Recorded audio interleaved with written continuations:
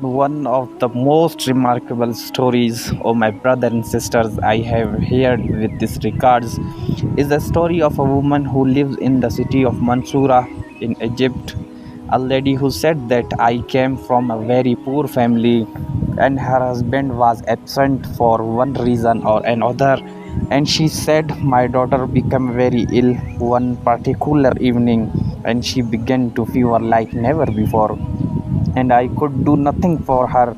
I have no money for food. We spent that evening hungry, let alone buy her medication. And I will pray 2 rakats to Allah Almighty, 2 units, and call upon Him and attend to my daughter and pray and call and place my trust in Him and call to my daughter, attend to my daughter, and the hours would pass.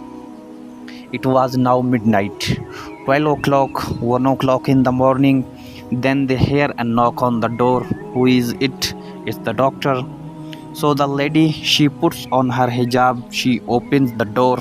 Assalamu alaikum. Wa alaikum assalam. Where is the girl? He says. The lady says she is in the room. Allahu Akbar. Who sent him? He comes into the room, he checks her, prescribed for her medication, and then leaves the house. And he says, payment please. And the woman began to cry. She says, doctor, I don't have anything to pay you. He says, what do you mean? How rude of you. You should be ashamed of you. Don't you have any shyness? You called me in this late hours of the night to attend your daughter, and you know you have no wealth to pay me.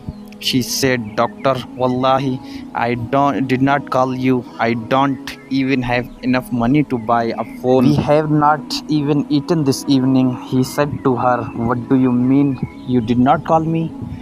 Is this not door number such and such? She said, no, that's the door next door.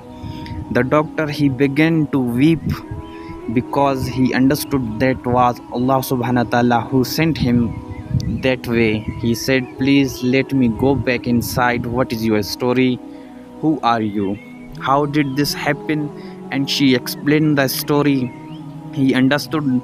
So he bought them food for that evening, and he went, he purchased and delivered the medication himself, and he gave her a monthly wage as well. And I am sure that if I ask anyone of these brothers and sisters to mention a similar story, you could. When you needed Allah subhanahu wa ta'ala, you had nobody to ask but Him, and you were given.